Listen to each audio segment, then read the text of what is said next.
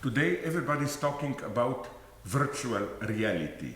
But I think, frankly, that virtual reality is a rather miserable idea. It simply means let us reproduce in an artificial digital medium our experience of reality. I think that a much more interesting notion, crucial to understand what goes on today, is the opposite. Not virtual reality, but the reality of the virtual. That is to say, reality, by this I mean efficacy, effectiveness, real effects produced, generated by something which does not yet fully exist, which is not yet fully actual. In what sense can we talk about this? Oh, in many, maybe even too many senses. At least in three senses. If we take as the starting point the well-known Lacanian triad of imaginary, symbolic, and real. We have, to put it in simple terms, imaginary virtual, symbolic virtual, and real virtual. First, a little bit about the first two of them, less important, and then, of course, the big topic, the real. Imaginary virtual, what it is. Isn't it clear if we look at our most common daily experience of ourselves and of others, that how when we deal with another person, phenomenologically, that is to say the way we immediately experience them, we erase, abstract from the image of the other person, our partner, certain features which are simply too embarrassing to be kept in mind all the time. Like, I talk to you. Of course, rationally, I know you are defecating, you are sweating, not to mention other things, but quite literally, when I interact with you, this is not part of the image I have of you. So when I deal with you, I'm basically not dealing with the real you. I'm dealing with the virtual image of you. And this image has reality, in the sense that it nonetheless structures the way I am dealing with you. And again, this idealization is crucial. The negative proof, a wonderful one, would have been letters between James Joyce and his wife Nora, where, as far as I know, they went very, very far, almost to the end, into accepting each other in the vulgar reality of bodies, like all the sounds, the bad smells, and so on. That was even part of their sexual interaction. It's incredible. I admire this in Joyce. So, okay, this would be the first elementary level. Imaginary virtual, in the sense of the virtual image which determines how we interact with other people. Virtual image in the sense of, although we interact with real people, we erase, we behave as if whole strata of the other person are not there. Second level, already a more complex one. Symbolic virtual. Oh, it's elementary. Let's think about an experience known well to all of us of experiencing authority. Let us say paternal authority. Isn't it clear that this authority, in order to be operative, in order to be experienced precisely, that's the nice paradox, in order to be experienced as actual, effective authority, it has to remain virtual. Virtual in the sense of a threat. If authority is enacted too directly, it is paradoxically experienced as a sign of impotence. Concretely, father who truly is an authority doesn't have to beat you or to shout at you and so on. It's just this look, a threatening look, and you obey. If your father loses his nerves and slaps you, starts to shout and so on, it can be physically painful, but let's admit it, there is always an aspect of something ridiculous, impotent. There is something of of a furious outburst of a puppet, of a clown in it. Again, this is then one clear example of how symbolic authority, in order to be operative, that's the paradox I want to emphasize, has to remain virtual. So it's not just it is actual already as virtual. No, it's actual only as virtual. If it's fully actualized as a realized threat, father beats you, shouts at you, it's self-destructive. It undermines itself as authority. Another example of how the virtual dimension is operative at the symbolic level would have been beliefs. Are we aware to what extent our beliefs today are virtual? By virtual, I mean, in this case, attributed to others, presupposed. They don't actually exist, they are virtual in the sense that nobody really has to believe. We only have to presuppose another person to believe. Elementary example, which I'm almost embarrassed to mention. If you are a father, a mother, small children, Christmas. Of course, if somebody asks you, do you really believe in Santa Claus Christmas? You would say no. I just pretend because of the children, it's not to disappoint them. But then we know how the game goes on and on. If you ask the children, they say, no, we just play that we are naive, not to disappoint our parents and to make it sure that we get the presents and so on and so on. But it's not only with children, it's even with our political life, I'm tempted to claim. Now in our so-called, wrongly so-called, I claim, because we believe more than ever. In our so-called cynical era, for example, I don't think anyone believes in democracy, but nonetheless we want to maintain appearances. That is to say, there is some purely virtual entity whom we do not want to disappoint, who has to be kept innocent, ignorant, because of whom we have to pretend. So the paradox is that although nobody effectively believes, it is enough that everybody presupposes someone else to believe, and the belief is actual. It structures reality. It functions. Again, the paradox is here then similar as the one of authority. It's not only that a belief which is a virtual belief, not belief of an actual person, but always attributed to other. Let's call it, along Lacanian lines, the subject supposed to believe. It's not only that a belief already as virtual, as merely presupposed, already is actual. I'm tempted to claim that many of our daily beliefs, in order to function socially as beliefs, have to remain virtual in this sense. Because if we believe too immediately, then I think it's again self-destructive for an ideology.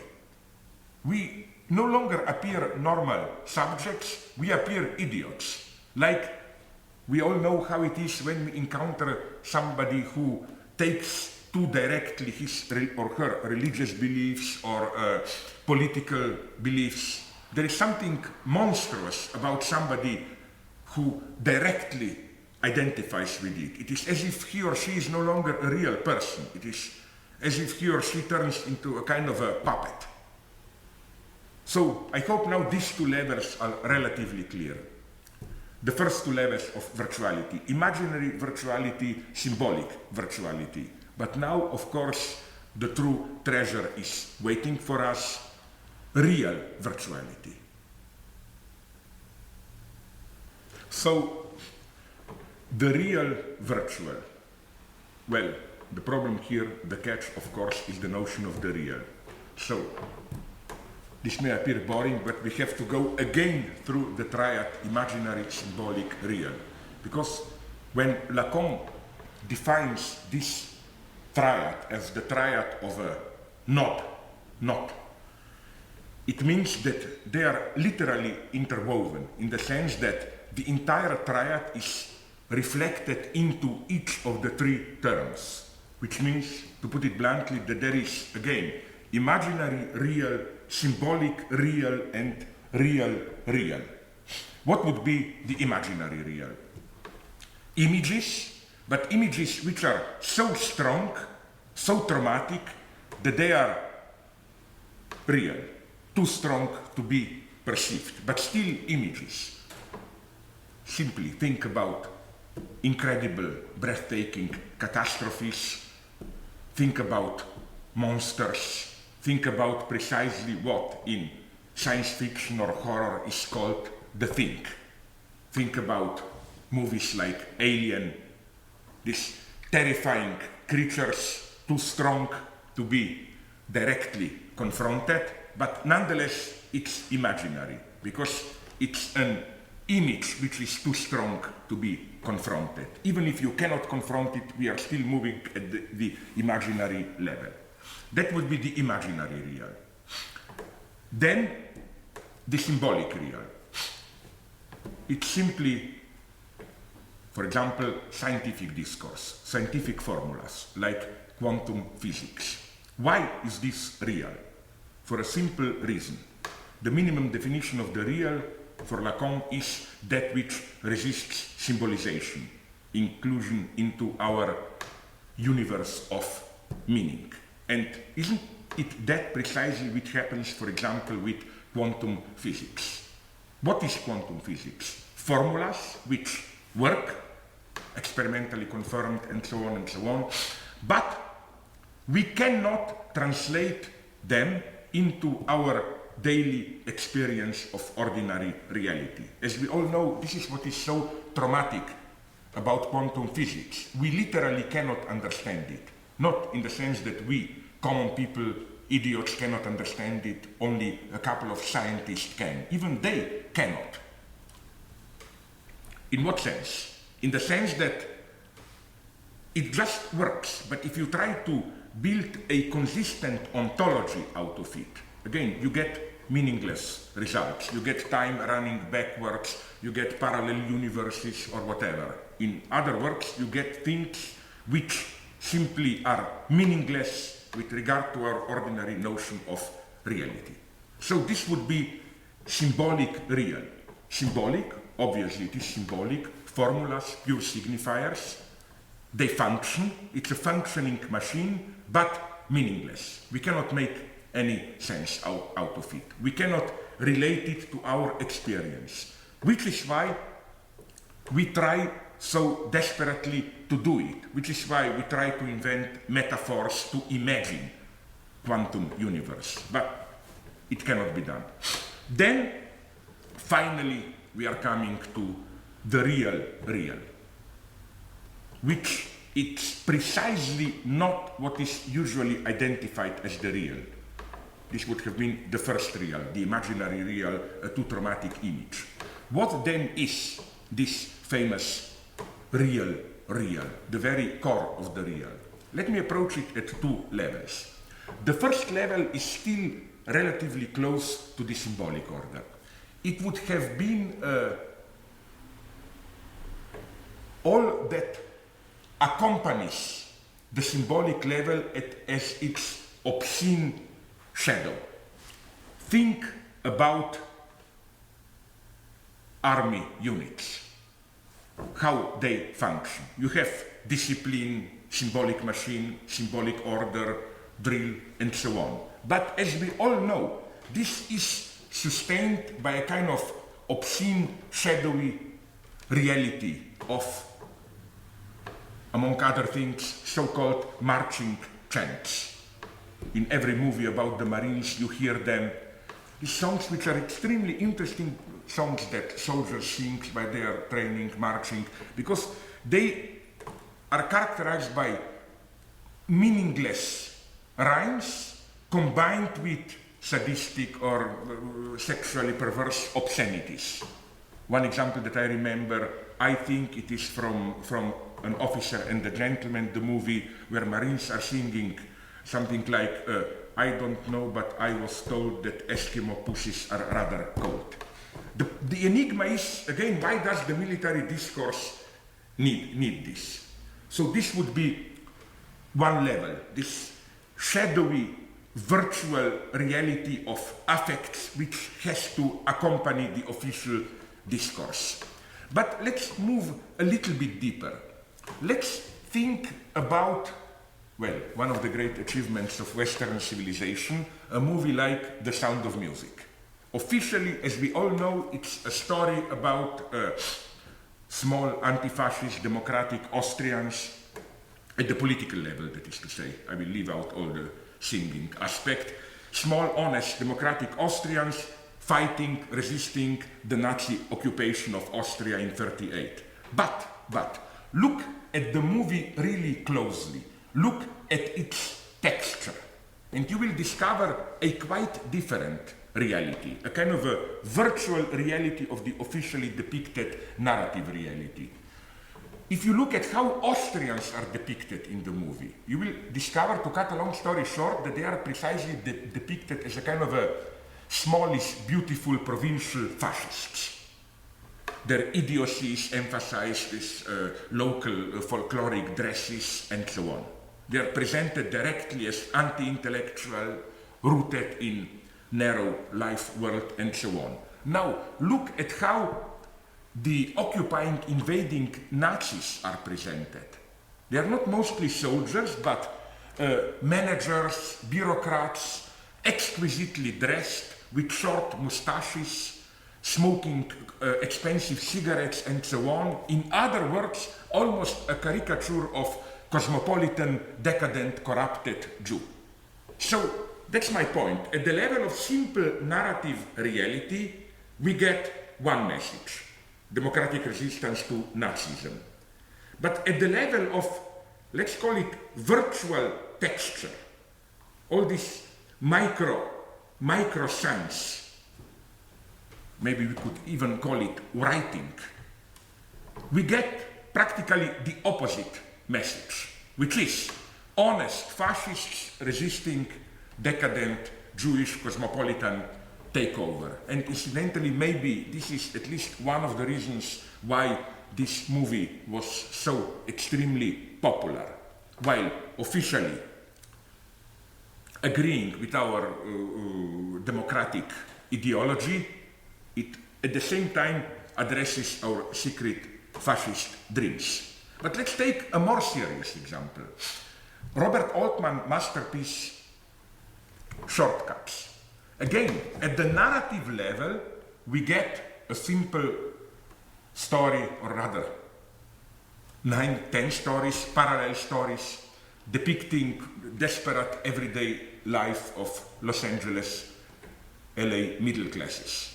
It's a portrait of today's alienation, solitude, and so on.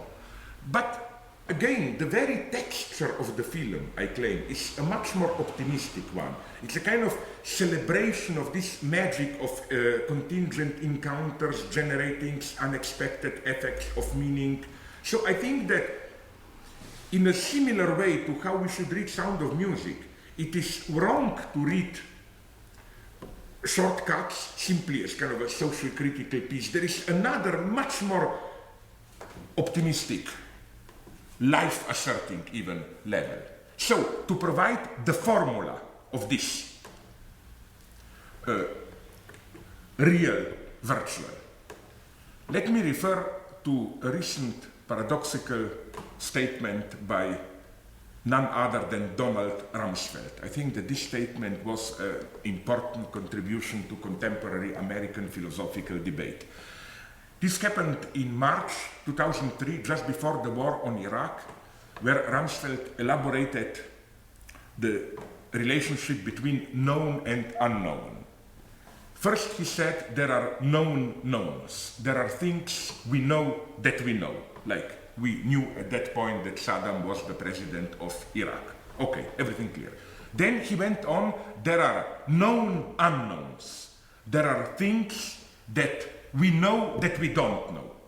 The idea was, for example, we know that we don't know how many weapons of mass destruction Saddam has. Okay, now we know he had none. Doesn't matter. At that point, it appeared like this. Then there is the unknown unknown. Things we don't know that we don't know. Things which are so foreign, so unimaginable that we even don't know that we don't know. For example, maybe Saddam had some unimaginable, totally unexpected weapon. And here, unfortunately, Rumsfeld stopped, because I think he should have gone on, making the next step to the fourth category, fourth variation which is missing, which is not the known unknowns, but the unknown knowns. Things we don't know, we know them. We know them, they are part of our identity, they determine our activity, but we don't know that we know them.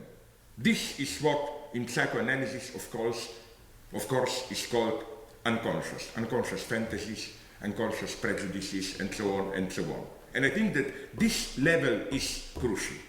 To refer to previous two examples from movies, in The Sound of Music, what we directly know is that it's a movie about anti-fascist resistance of modest, honest Austrians. What we don't know that we know is that it's also the opposite. That is the movie about fascists resisting the Jewish takeover. And the tragedy of today's American politics, I think, is that precisely they are not aware of these unknown knowns, which is why there was a deep truth in one of the statements of that unfortunate Iraqi Minister of Information. We were all laughing at him during the last Iraqi war because of his ridiculous statements denying the obvious. But at one point, I claim what he told was absolutely true. When, towards the end of the war, he was asked, is it true that Americans already control, American forces, part of the Baghdad airport? He said, not true, Americans don't control even themselves. Perfect truth. Why? Because they don't know what they know.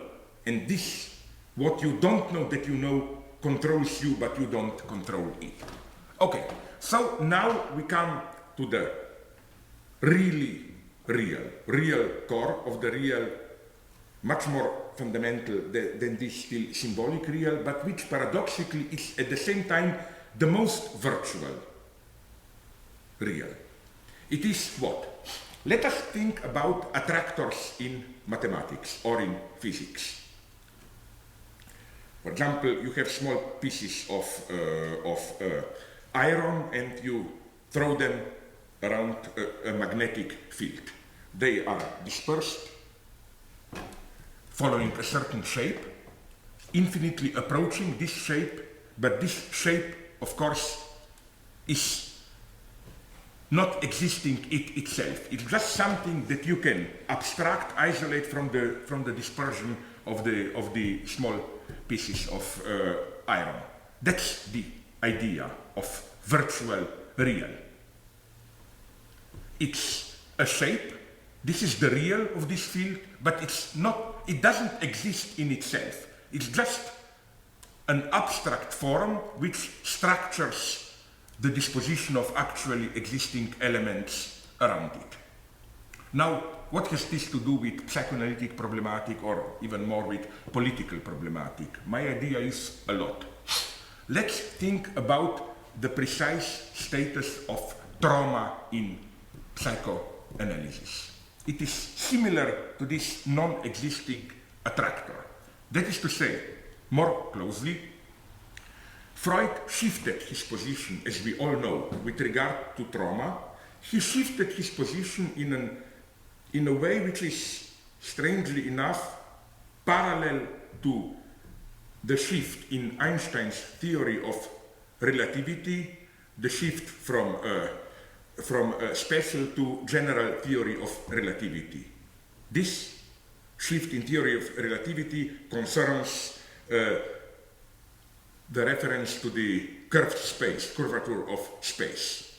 As most of us, I hope, know, for Einstein, in the first approach, it was the presence of the density of matter, of stuff, which curved the space. Space was originally perceived as empty space, abstractly was symmetrical, non-curved, then the presence of staff curves it. But then, in a second step, Einstein accomplished a wonderful reversal. He just turned the terms around. It was not the presence of matter, of stuff, which curves the space. It was, on the contrary, the curvature of the space which was primordial. And what we perceive as matter is just a kind of a reified, fetishist misperception of a purely formal curvature of the space. And I claim it's exactly like this in the psychoanalytic notion of trauma. In the first approach, Freud imagined trauma as some kind of dense, raw presence of some real which brutally intrudes into our symbolic space and curves it. Quite literally. Let's imagine that I have my well-balanced symbolic space, then something traumatic happens to me. I'm raped, I witness a terrifying event, I'm tortured, whatever. And because of the traumatic impact of this event, my symbolic space gets curved. Some things can no longer be symbolized. The function of those symbols has to be taken over with other symbols. There is a kind of imbalance. There is a gap in my symbolic space. This would be the first approach. But then Freud noticed some strange things. What things? Let's recall his best-known analysis of Wolfman. The traumatic scene there, of course, is the small child, Wolfman, witnessing the parental coitus a tergo. But let's look at it in a much more precise way. What effectively happens there? It's not that this was simply a trauma. As a small 1.5-year-old child, Wolfman did not find anything traumatic in this scene. He just perceived it and stored it. It was 3-4 years later when Wolfman started to develop his theories, infantile theories of sexuality, and because he was not able to account for sexuality, in other words, because the symbolic space of his sexual theories was curved, it is only at this point that he resuscitated the traumatic scene. So, I think in clear parallel to Einstein, we can see how here it's the other way around. The primordial fact is not some brutal intrusion of the real, of a traumatic real. The primordial fact, and also the primordial real, is a purely formal imbalance. The symbolic space is curved, it's cut across by an antagonism, imbalanced, and so on. And to account for this, you need a reference to some real, which is, of course, the real in the sense of the traumatic appearance. It's a lure here, a trap. So what does this notion of the virtual real as trauma as virtual, what does this notion mean for politics? Can this serve us to analyze political ideological phenomena? Of course. Let's just recall how anti-Semitism functions. In its fascist version, anti-Semitism, or rather the figure of the Jew, the Jewish plot, is precisely an external trauma which brutally intrudes, disturbing social balance, curving, as it were, the social space. Society was supposed to be harmonious, balanced, then Jews intervened, distorted its, as it were, natural order. But of course, here at least we should be Marxist and turn things around. It's not that there is disorder, antagonism, disintegration, class struggle because of the Jews. Class struggle, or more generally social antagonism, comes first. That is to say, social space is in itself already curved, imbalanced. And in order to imaginarily, in an imaginary way, account for it, we invent the figure of the Jew. That is to say, we project the cause of it into the figure of the Jew. Even at a more fundamental level of today's economic constellation, I think that this notion of real as virtual, can help us to critically reject a category which is more and more popular with politically correct post-colonial authors, the notion of so-called alternate or alternative modernity. The idea is, to put it simply, the following one. Of course, there are inconsistencies, antagonisms, repressive potentials in the notion of modernity, which ultimately means, of course, capitalism as the force of modernity. But, so the story goes, these antagonistic, repressive elements are not part of the very concept of modernity, but are only limited to the Anglo-Saxon, West European model of modernization. Why then should there not be other alternate modernities where you can have modernization but without these alienating effects which characterize Western European process of modernization, without socially disruptive processes, without alienation, without exploitation, without ecological catastrophes, and so on and so on. And then, of course, it's free for grab. Anybody can have his or their own modernity. You can say we can have then Latin American modernity as alternate modernity, we can have African modernity, we can have Asian modernity, whatever. So what is the problem with this approach, which is basically an approach of historicist nominalism? Because the underlying logic is that infamous pseudo-deconstructionist logic of there is no modernity as such. There are only particular modernities, like West European, African, Latin American, and so on and so on. Of course, this is true. The problem is elsewhere. The problem is that through this nominalist reduction, again, by claiming that only particular modernities effectively exist, the site of antagonism is reduced to only one particular modernity. It is no longer modernity as such, which is characterized by antagonism imbalance. Imbalance is dismissed as just pertaining to a certain particular species of modernity.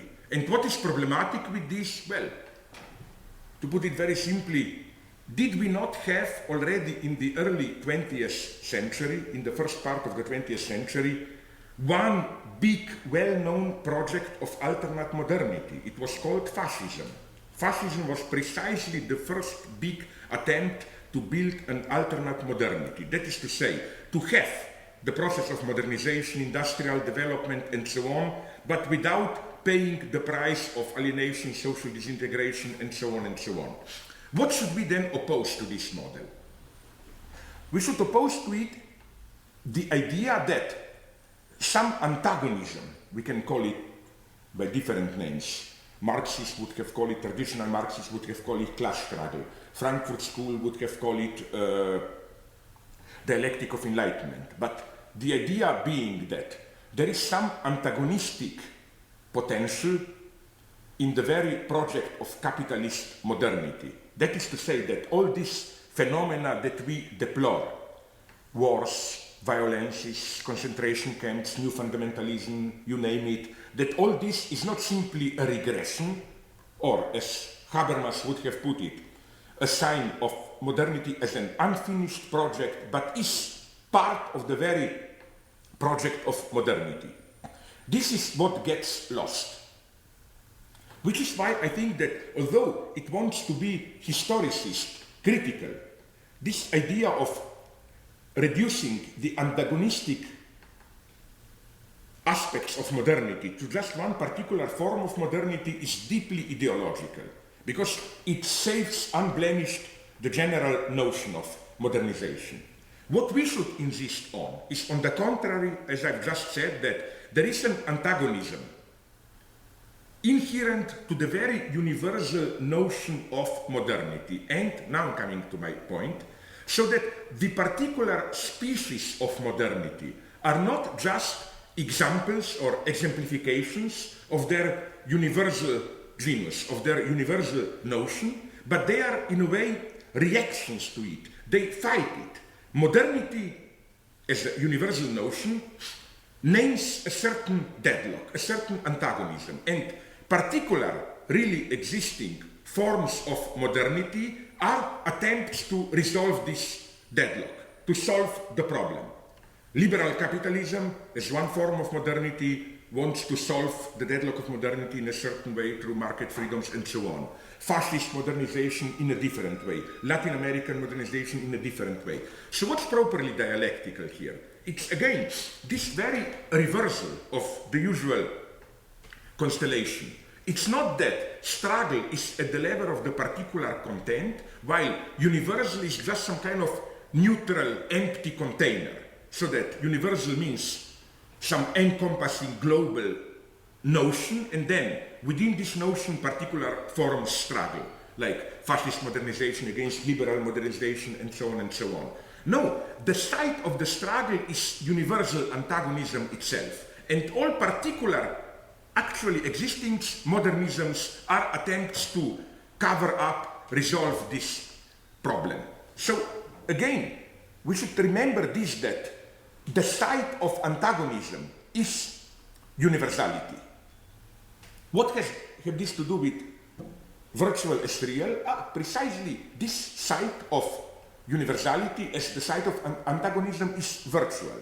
In what sense? In the sense that there is no universal modernization. It's just a certain virtual constellation of a certain antagonism. All that exists, nominalists are here right, all that effectively exists are just particular forms of modernization. There is no modernity as such. There only is Anglo-Saxon, Latin American, African, and so on, fascist modernity. But in order to grasp the very dynamic of these particular forms, one has to refer them to their absent cause, to the big antagonism to which they react.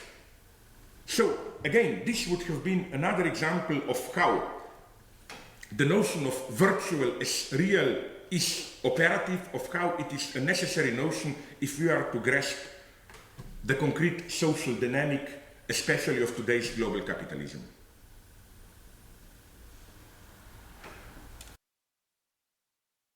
So the conclusion to be drawn from all this is that the category of the real is ultimately a purely formal category. It's not a category of some formless content, disturbing order. It's a pure structural gap. It's an entirely non-substantial category. It's, if we may put it in these terms, it's a difference, but a pure difference. A pure difference in the sense that it's a difference which is paradoxically prior to what it is the difference between. So it's not that we have two terms and there is a difference between the two terms. Paradoxically, the two positive terms appear afterwards as attempts to dominate, cover up the tension and so on of this difference. Again, how can this be? Another simple example, just to illustrate this logic, the political distinction, I know it's half forgotten today, nobody wants to hear about it, but nonetheless, the distinction between left and right.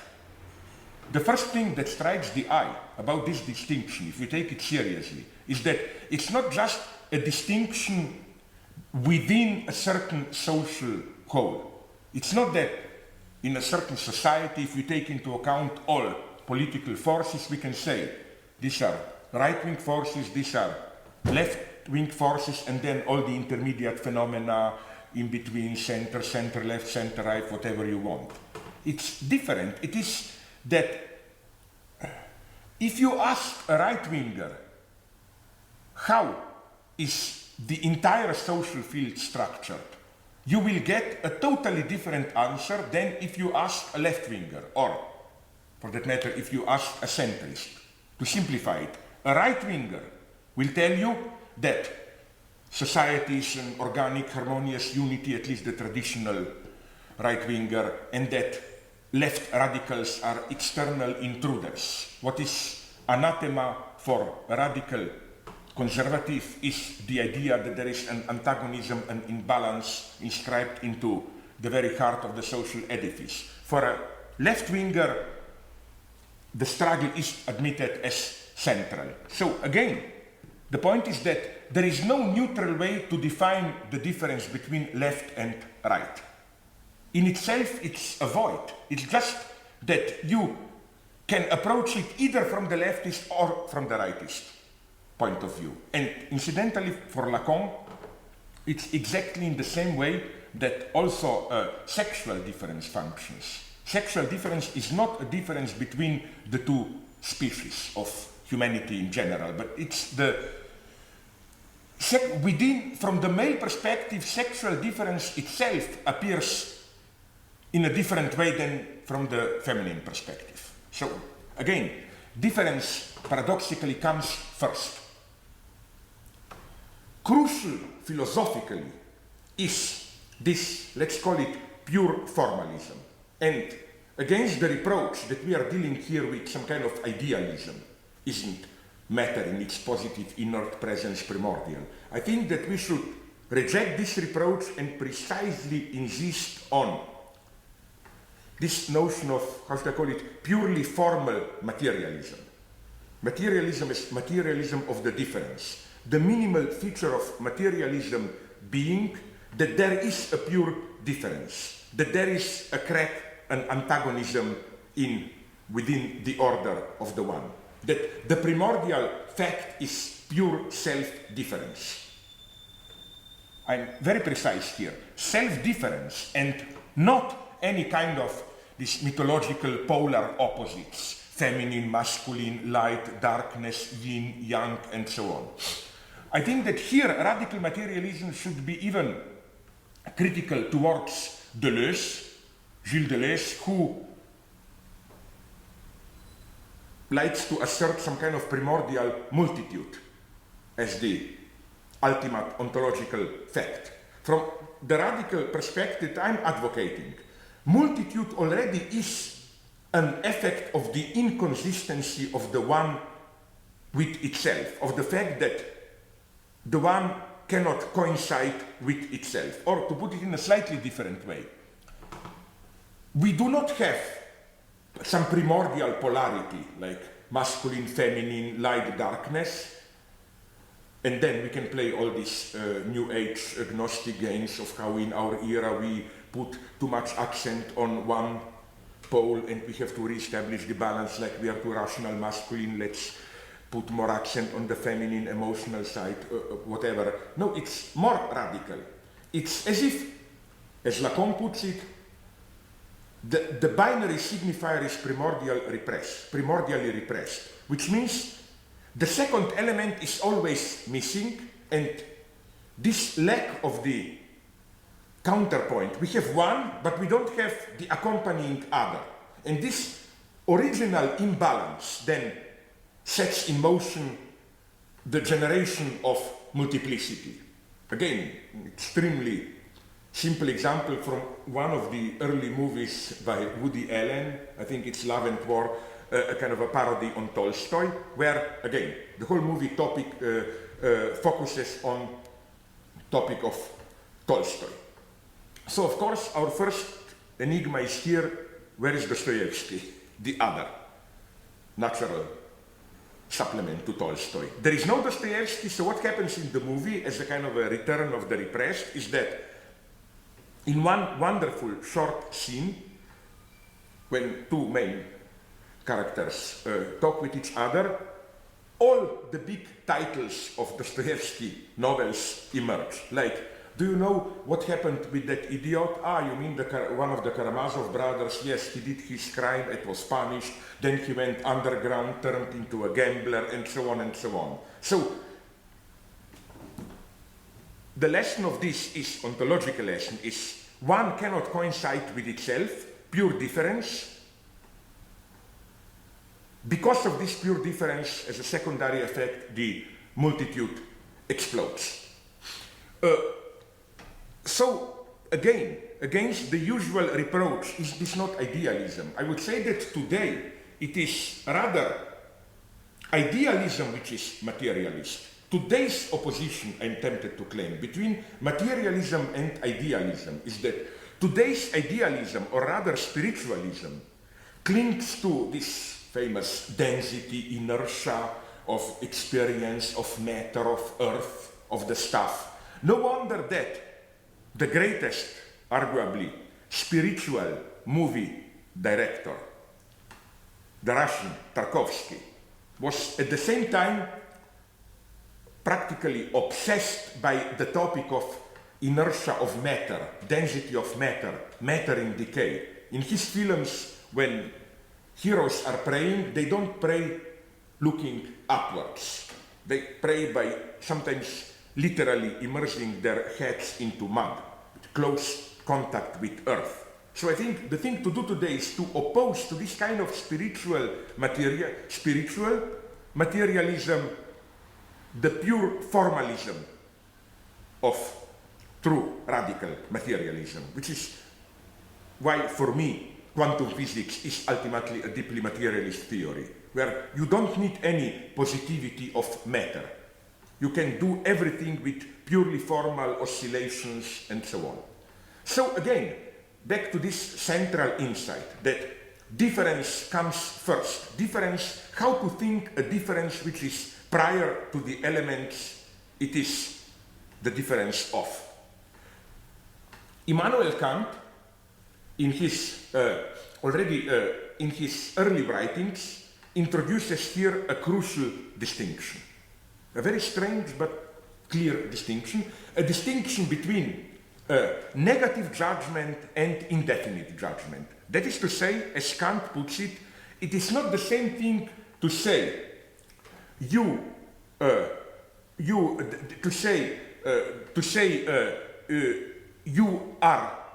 aren't human, and to say you are inhuman. If I say you aren't human, it simply means you are external to humanity. You are animal, divine, whatever. It's outside. But if I say as Kant puts it, if I do not simply negate a predicate, but if I affirm a non-predicate. So again, if I don't say simply you aren't human, but if I say you are inhuman, it means non-humanity, an excess over humanity, but an excess which is inherent to humanity itself. To give you another example, which will make it clear, let's just think about Stephen King, horror novels, the well-known category of the undead. We can feel the difference. If I say, you aren't dead, it's not the same as saying you are undead. If I say you aren't dead, it simply means you are alive, and nothing more, nothing mysterious. But as every reader of horror novels knows, if I say you are undead, it means you are the living dead. You are alive precisely as dead. Immanuel Kant's point is that human freedom has exactly such a status. It's something which is neither nature, animals are not free, they are enslaved to their instincts, nor culture. Culture is already symbolic law, symbolic regulation. But the conclusion to be drawn from Kant and consequently from Freud and Lacan is that what cultural symbolic prohibitions try to regulate, to master, to dominate, to domesticate, whatever you want, is not directly nature, natural instincts, but it's this zero-level inhuman excess, to use Lacan's pun, the extimate kernel of humanity. The inhuman dimension in exactly the same sense in which we talk about the undead. Not inhuman as external to humanity, but a monstrous excess or some radical wild freedom which is inherent to humanity itself. Again, we have this paradox that the difference between nature and culture is a level of its own, is neither nature nor culture. It's some kind of crazy excess. So what would then a politics of pure difference be? Well, first, per negationem, what it would not be. It would definitely not be what emerges today more and more as the ultimate horizon of the political, the so-called identity politics, or more broadly, the politics of recognizing the differences, of tolerating differences. What is for me problematic in this multiculturalist, tolerant politics and so on, it's not just the vulgar fact that they effectively, even if they deny it, neglect economic struggle. It's the very logic of the struggle, the logic of multiculturalist struggle, of anti-racist struggle, of sexist struggle, struggle against sexism, is again the logic of recognizing differences. For example, in anti-sexist struggle, the goal, of course, is not, even for radical feminists, I don't know, to kill, to annihilate men. It's to establish an open field within which both sexes, all different sexual positions, sexual identities, cultural identities inclusive, will be allowed to thrive freely, so that one will not articulate itself at the expense of others. Again, in the anti-racist struggle, the ultimate horizon is that of opening up the space for differences. Each ethnic group, religious group, cultural group, way of life group should have the freedom to freely deploy, articulate its potentials, its position. But this conceptual field, the field of openness towards the other, of tolerating, allowing for differences as the ultimate ethical horizon, this, I claim, should not, cannot be our ultimate horizon. Because we can immediately see that, to use the simplified example, class struggle. My God, the ultimate goal of the class struggle is not for proletarians to allow the bourgeois and bourgeois to allow proletarians to freely deploy their own potentials and so on and so on. It's an antagonistic struggle. The goal is not to let the multitude be, the goal is to annihilate the enemy. It's a totally different logic. It's the logic of animosity. It's the logic of antagonistic struggle, which also involves a totally different notion of universality.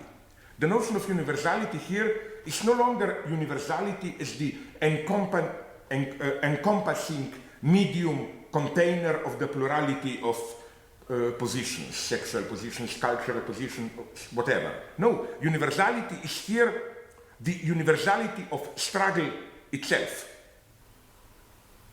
There is also a central paradox to this struggling position. The position of struggle does not mean the position of a particular identity and the abandonment of the universal notion of truth. The abandonment of universal notion of truth goes very well with multiculturalist politics, where you can say everybody has the right to narrate its own version of truth, there is no global truth. No, our position should be there is universal truth. There always is one universal truth of a certain situation. But this truth is accessible only from a specific, partial, engaged in the struggle standpoint. So it's not that we arrive at the universal truth by abstracting from our particular engagement, from our particular interests, the idea being each of us has its own interests, positions, but the truth of a situation emerges when we can step, as it were, outside ourselves and look at the situation more objectively, the way it really is.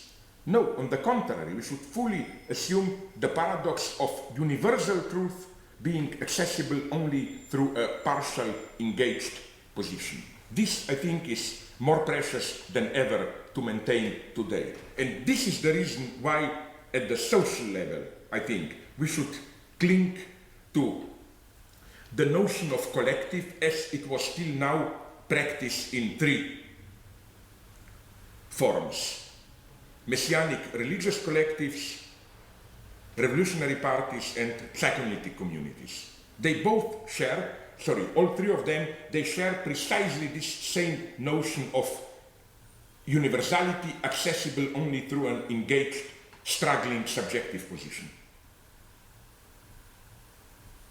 This politics of pure difference is opposed today by another, I would call it, politics of the real, but the real of the superego, in precisely the sense I already talked about, that is to say, superego injunction, the obscene virtual superego injunction to enjoy. So how does this superego injunction function today in the hegemonic mode of social identification? To put it in extremely simplified terms, the old functioning of ethics was that of moderation. The ultimate task of ethics was to moderate it, like do it but not excessively, eat, drink, not too much, sex, not too much. It was the ethics of the proper measure. Today, I claim a different kind of ethics is emerging. An ethics which, on the one hand, allows you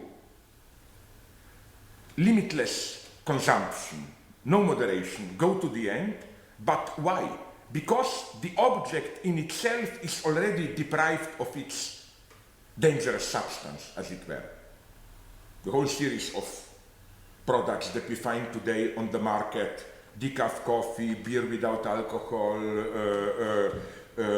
sugar without sugar, and so on and so on. That is to say, the product where you get the effect, but deprived of its potentially dangerous substance. So that today, the injunction is no longer drink coffee, but moderately. It is have as much coffee as you want, because coffee is already in itself decaffeinated coffee.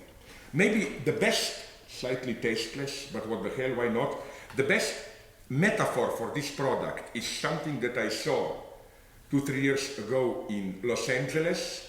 It's the paradox of a chocolate laxative. Of course, chocolate being that which gives you constipation. With the publicity, I remember it, still constipated, not a problem, eat more of our chocolate. So that's the paradox, that the chocolate is already its own remedy, in a kind of almost Hegelian direct coincidence of the opposites. So why is this interesting? Precisely because I claim it's not limited only to phenomena of commodities. What interests me is how we can locate the same logic, also the same paradoxical logic of a product being its own counter effect already, and also within the social field. For example, let's take the big topic of tolerance. What does it mean? I claim it has precisely the structure of chocolate laxative. That is to say, tolerance is a mode of appearance of its own opposite, of intolerance. Because what does it mean, tolerance, today? It means tolerate the differences, which again means don't harass me. Tolerance means tolerate me, means don't harass me. What does it mean, don't harass me? It means precisely don't come too close to me. If you come too close to me with your excessive enjoyment, you disturb me, you harass me. So we have then this idea that practically everything can be a form of harassment. I look at you, it's potential sexual harassment. I speak too loudly, it's verbal harassment, whatever. Everything, every over proximity of another human being can be potentially a form of harassment. And I think that this fear of harassment is precisely fundamental form of intolerance today. And so again, I claim that when we talk about tolerance today, it means precisely tolerance as avoiding harassment, which means intolerance. It means let's tolerate each other, again, which means let's keep from at a proper distance from each other. Yet another chocolate laxative phenomenon. Isn't it the way we deal with wealth today. The exemplary figure today for me here is somebody like George Soros. Half the day he engages in the most ruthless financial exploitations, ruining the lives of hundreds of thousands, even millions. The other half, he just gives part of it back. So the morning is chocolate, the afternoon is laxative, like, involved in all these human aid programs and so on, political democratization and so on and so on. So again, instead of simply not engaged in ruthless speculation, he does it, but then includes counteraction. And even more radically, is it not exactly the same with war today? I think that Ulrich Beck, the German sociologist, was well justified in inventing the term militarist pacifism or humanitarian militarism. For what goes on today, where all the wars are declared as wars for peace. It's not only that their ultimate goal is defined as to bring peace into Iraq, to remove the threat of war, and so on and so on. It's even more radically. It is that the war operation itself resembles more and more a kind of humanitarian intervention to help the people there. If you read, for example, the recent justification of attack on Iraq, it's not so much that Iraq was attacked in order to remove the threat to the Western nation of Saddam. It was in order to help the Iraqi people, and so on and so on. No wonder then that the ultimate chocolate laxative, no wonder that the concentration camps, as Giorgio Agamben claims, the typical exemplary case of a 20th century collective, has precisely these both aspects. Again, chocolate laxative structure. The aspect of isolating the enemy, Guantanamo or whatever, and the aspect of concentrating people in order to provide them with humanitarian aid. So, what this means are two things. First, I don't think that it is justified to talk today about consumption. We live in a society of consumption and so on. On the contrary, I claim, we consume less than ever, if consuming means taking the risk, really opening yourself. Which is why, incidentally, we are so afraid of smoking. I claim it's not simply medical results and so on. What is so terrifying in smoking is somebody really consuming the smoke with all the dangers this involves. I think that the true consumers today are drug addicts, chain smokers, and so on. And they are the figures of horror today, if anything. Again, the structure is that of chocolate laxative, which is why we are all looking, even at this level, for products which would be already a kind of decaf coffee. Which is why I think marijuana is so popular, because it's kind of decaf opium, de facto, no opium without opium. You can have it, but deprived of its dangerous substance. So, to conclude this brief reflection, I would say that today the fundamental, as it were, ethical injunction, the injunction society bombards us with, is no longer the injunction to control yourself, to repress your strivings or whatever. It's on the contrary, the injunction to enjoy it, to go to the end. This is what we feel guilty about today. And this, I think, also changes fundamentally the role of psychoanalysis. It does not make it outdated, it's more actual than ever. Only its function fundamentally changed. In the good old days, or so it appeared, now it's clear that it never was simply like that. The idea was the following one. Let's say you are sexually frustrated because you internalized some paternal or other prohibitions, you cannot enjoy sex, and the function of psychoanalysis is to release you of the pressure of this internalized prohibition, so you can let yourself go, you can enjoy. And in other words, you feel guilty if you transgress social prohibitions in order to enjoy. Today, it's almost the opposite. You feel guilty if you cannot make it, if you cannot enjoy. And we shouldn't take here enjoyment just in the immediate sense of sex, sexual pleasure, of drinking, whatever. It can be enjoyment of power, social success, professional success. It can be even spiritual enjoyment in the New Age sense, Gnostic sense of realizing your ego and so on and so on. What we are getting today is that you feel guilty if in this sense you cannot enjoy yourself. So this brings us, I claim, to a double function of psychoanalysis today. A, its message is not relax, get rid of prohibitions. Its message is, as Alain Badiou put it in wonderful terms, you should learn to become a pitiless censor of yourself. The role of psychoanalysis today, it's not to enable you to enjoy, but to open up a space in which you are allowed not to enjoy. That's the fundamental message of psychoanalysis today. You are not obliged to enjoy. You are allowed not to enjoy, which of course, it's not the same as saying you are prohibited to enjoy. Just you are allowed not to enjoy. This confronts us furthermore with the paradoxes of today's superego, which is how, on the one hand, permissivity ends up in its opposite. Like today, the injunction is enjoy, the result is more prohibitions, regulations than ever. You can enjoy yourself, but in order to enjoy yourself properly, you are ordered to what? Not to eat too much, to engage in jogging, to take care of your fitness, not to smoke, and so on and so on. Just look around, and I think there is nothing more miserable today than those younger couples or people who organize their life in order to enjoy themselves. The regulation is total.